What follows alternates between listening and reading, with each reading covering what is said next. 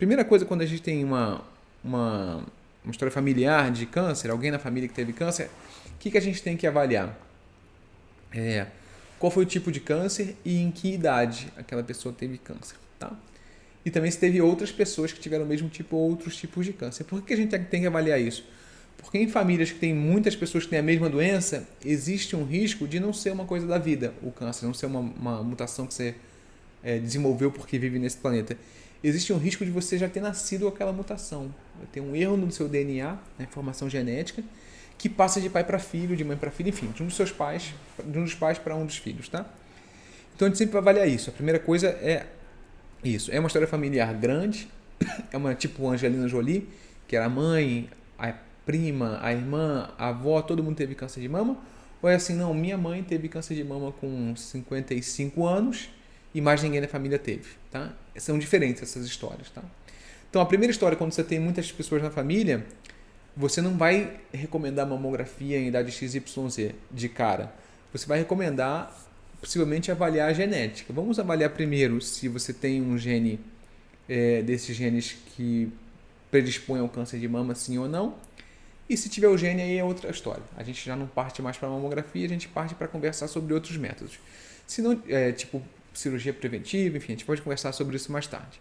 Não tendo o gene, você vai seguir o rastreamento habitual, tá? Como todas as outras pessoas. Você sabe que teu risco é um risco normal, tá? Um risco normal, o risco das pessoas como um todo. O que se convenciona fazer quando você não tem uma história familiar, não tem um gene, né? Ou a sua história, um gene que predispõe a câncer de mama, ou não é uma história familiar muito forte, assim, minha mãe teve com 55, como eu disse antes, e mais ninguém teve. O que a gente recomenda? Que se inicie a fazer 10 anos antes da idade na qual teu parente teve um câncer de mama. Então, se a tua mãe teve com 55 menos 10 dá 45.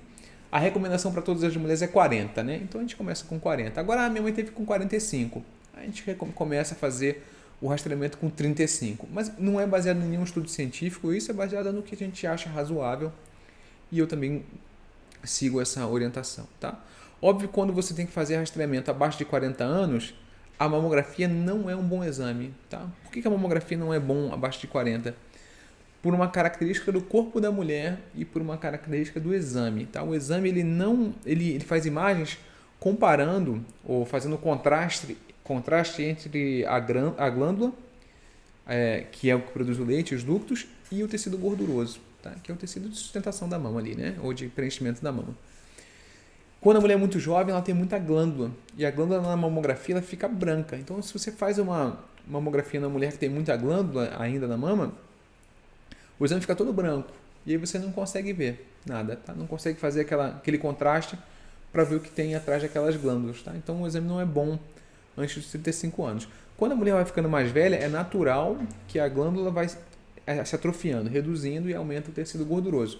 Aí você já consegue ter um contraste, porque a glândula é branca e o tecido gorduroso é preto, cinza, e você consegue ver bem a mamografia, tá? Então, antes de 40 anos, a gente não faz mamografia quando a gente precisa rastrear antes de 40 anos, a gente não rastreia com mamografia por conta disso, né? Em geral, faz ou ressonância, ou ultrassom, enfim, tem outros métodos, tá?